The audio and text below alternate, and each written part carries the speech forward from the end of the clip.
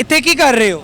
ऐसे लंगर खाना। यहाँ पर आवाम गई है लंगर लेने के लिए। गुर्बत इतनी ज्यादा है, आप मेरे पीछे देख सकते हैं, बहनें हमारी मौजूद हैं, भाई हमारे मौजूद हैं, बुजुर्ग हमारे मौजूद हैं। चौं दिनों की देख पई है इतने आवाम ने खवा दी, मजबूरी ने खाना है, ढिड भर नहीं भरना, गुरबत की वजह तो। बस महंगाई बहुत ज्यादा है, गरीब आदमी कहाँ से खाए, गरीब आदमी मरता जा रहे। तुम भी चावल लेने आए? हाँ, लिए क्यों नहीं?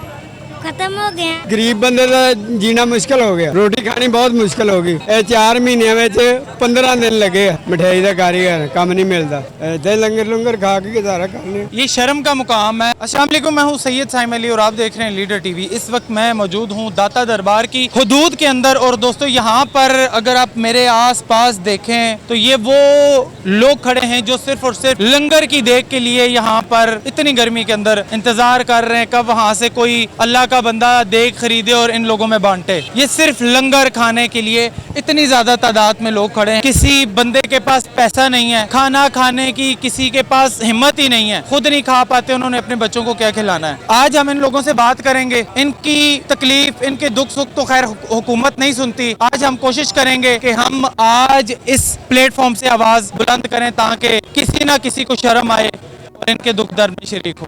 आइए बात करते हैं। गुंडी चटेनो बात बात खड़े ना। ओ चाचा ਹੁਣ ਤੇ ਤੂੰ ਗੁੰਗਾ ਬਣਿਆ ਹੋਇਆ ਸੀ। मैं गुंगा कोई नहीं सही है। ਤੇ ਤੂੰ ਬੋਲਦਾ ਕਿਉਂ ਨਹੀਂ ਸੀ? मैं उन नहीं बोलता। ਇੱਥੇ ਕੀ ਕਰ ਰਹੇ ਹੋ? ऐसे लंगर खाना। ਲੰਗਰ ਖਾਂਦੇ ਹੋ? हाँ, ਤੇ ਪਿੱਛੇ ਕਿੱਥੇ ਨੇ? ਫੈਮਿਲੀ ਕਿੱਥੇ ਹੈ? फैमिली कोई नहीं, ऐसे बाबे को ना। ਬਾਬੇ ਕੋਲ ਹੁੰਦੇ? हाँ, ਕਿਹੜੇ ਬਾਬੇ ਕੋਲ? बाबा अपना है। ਇਹ ਬਾਬਾ ਜੀ? हाँ बाबा दादा ਅੱਛਾ साहब। ਦਾਤਾ ਦੇ ਹਜ਼ੂਰ ਤੁਸੀਂ ਇੱਥੇ ਹੁੰਦੇ ਹੋ? हाँ, ਕੀ ਕਰਦੇ ਹੋ? वेले लंगर खा देता, ऐसे सहन देता। अच्छा अभी फिर देखें यहाँ पर आवाम गई है लंगर लेने के लिए। मेरा यहाँ पर आज ये वीडियो रिकॉर्ड करने का मकसद ये है कि पाकिस्तान के अंदर गुर्बत इतनी ज़्यादा है कि आप तादाद देख लें कि हमारे भाई जो एक वक्त में अच्छा खासा काम करते थे, कमाते थे, हालात उनको ये इस जगह लेकर आ गए कि उन्हें लंगर की लाइनों में लगना पड़ रहा है। आप मेरे पीछे देख सकते हैं, बहनें हमारी मौजूद हैं, भाई हमारे मौजूद हैं, बुज़ुर्ग हमारे मौजूद हैं। इसका ज़िम्मेदार कौन है? हमें लंगरों में कौन लगा के खुद अयाशियाँ कर रहा है? अस्सलाम वालेकुम चाचा जान। वालेकुम। चाचू की ऐसा हो गया कि ਅਸੀਂ ਲੋਕ ਹੁਣ ਲੰਗਰਾਂ ਤੇ ਆ ਗਏ ਆ, ਕਿਨੂੰ ਤੁਸੀਂ खाने वाला भी नहीं होता, फिर मजबूरी तो खाना पैंदा। ਕੀ ਵਜ੍ਹਾ कि ना नमक है ना 4 दिन की देग पई है वो खवा दी, 4 दिनों की देग पई है इतने आवाम ने खवा दी, मजबूरी ने खाना है, ढिड भर नहीं भरना। क्यों खाते हैं? मतलब आवाम इन्नी क्यों इतने है? जी गुरबत की वजह तो इतने भी अड्डे ते भी खड़े रहिए, 24 घंटे भी खलोती, कम नहीं आमदा तो 500 600 500 600 ना की करे। मतलब हिसाब आप लगाएं, गुर्बत की वजह से हर बंदा यही बता रहा है। अस्सलाम वालेकुम भाई। वसलम। आप तो यार यंगस्टर हो, हालात इतने ख़राब हैं यहाँ पे।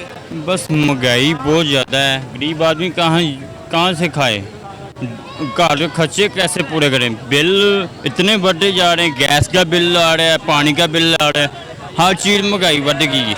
ये देखें दुनिया खा रही है, कहाँ से खाएं, ये भी कैसे पूरे करें, खर्चे कैसे पूरे करें, गरीब आदमी मरता जा रहे, क्या करें? कौन जिम्मेदार है आपकी नज़र में इसका? कौन ये इतनी अवाम गरीब यहाँ पे खड़ी, कौन जिम्मेदार? ये हुकूमत पाकिस्तान है, हुकूमत पाकिस्तान कुछ कर नहीं सकती, ये महंगाई बहुत ज़्यादा है, कुछ कर नहीं सकती। तुम फैसले भी चावल लेने आए थे? हाँ, लिए क्यों नहीं? खत्म हो गया। अब देखें मासूम सा बच्चा भी शामिल है इस चीज़ का। चाचा अस्सलाम वालेकुम।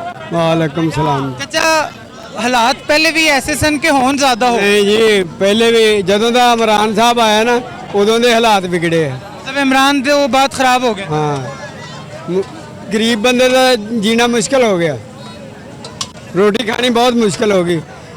4 महीने में 15 दिन लगे मजदूरी ते। 4 महीने दे विच 4 महीने दे विच काम नहीं मिलता। ਹੁਣ ਤੇ ਨੂਨ ਲੀਗ ਦੀ हुकूमत है, हलवा पूड़ी का कारीगर है, मिठाई का कारीगर है, काम नहीं मिलता। अच्छा कारीगर नू भी नहीं मिल रहा। हाँ, अच्छा दाता दरबार की हदूद में बच्चे बड़े बुजुर्ग सब मौजूद हैं और सब सिर्फ और सिर्फ हुकूमत की नाहली की वजह से इतनी गुर्बत है कि हमारे बच्चे भी यहाँ पर मौजूद हैं। अफसोस होता है इन सबको देखकर। क्या हुआ, रो क्यों रही है? उसने मारिया है किसने मारा है? आंटी को। आंटी ने मारा है? हाँ, क्यों? पता नहीं, कौन सी आंटी ने मारा है? इधर ही है। चावल मिल गए ना तो फिर जाओ ना। इतने प्यारे प्यारे बच्चे हैं, क्या इनके सामने बंदा बात करे, अफसोस होता है, शर्म भी आती है। चाचा इन्ने निके निके बच्चे ही आ रहे थे, बहुत बेशुमार बच्चे आ। दुख लगता है। हाँ जी, दुख एक दुख लगता। बिल्कुल छोटे मासूम बच्चे भी थे इस काम में। साडा रोल निकलता, इन्नी बेरोजगारी है। कि अच्छा ਤੁਸੀਂ ਕੰਮ ਨਹੀਂ ਮਿਲਦਾ ਤੇ ਬੱਚਿਆਂ ਨੂੰ ਕਿਸ ਤਰ੍ਹਾਂ ਖਵਾਉਂਦੇ ਹੋ, ਕਿਸ ਤਰ੍ਹਾਂ ਮੈਨੇਜ ਕਰਦੇ ਹੋ? ਬੱਚੇ ਕੁਛ ਨਾ ਕੁਛ ਕਰ ਲੈਂਦੇ ਆ ਔਰ ਆਪਣਾ ਮਜ਼ਦੂਰੀ ਕਰ ਲੈਂਦੇ ਥੋੜੀ ਬਹੁਤੀ। ਜਵਾਨ ਹੈ ਬੱਚੇ ਤੇਰੇ ਤਰ੍ਹਾਂ। ਮੋਟਰਸਾਈਕਲ ਦਾ ਕੰਮ ਵੀ ਸਿਖਾਇਆ ਉਹਨਾਂ ਨੇ, ਮਗਰ ਉਹ ਮੋਟਰਸਾਈਕਲ ਦਾ ਕੰਮ ਨਹੀਂ ਰੋ ਕਰ। ਕਿਉਂ ਰਹੇ ਹੋ, ਕਿਉਂ ਪਰੇਸ਼ਾਨ?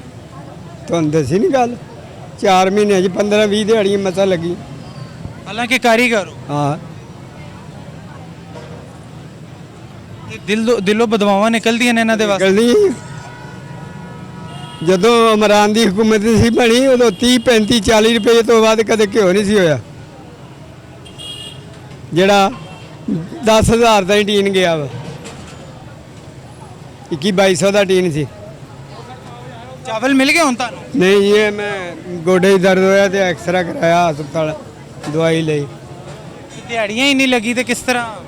ऐसे लंगर लंगर खा के गुजारा करने।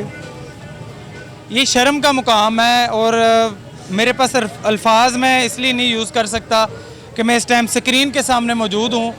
इस शख्स के आंसू, और यहाँ पर ये नहीं है कि ये तो एक नज़र आ रहा है, यहाँ पे हर बंदा दिल से रो रहा है, हर बंदा परेशान है। इतनी ज़्यादा यहाँ पे गंदी स्मेल आ रही है और ये लोग यहाँ पर कैसे खड़े हैं, इनकी हिम्मत है। मजबूरी से, बेबसी से यहाँ पर ये लोग खड़े हैं और इसका ज़िम्मेदार कौन है?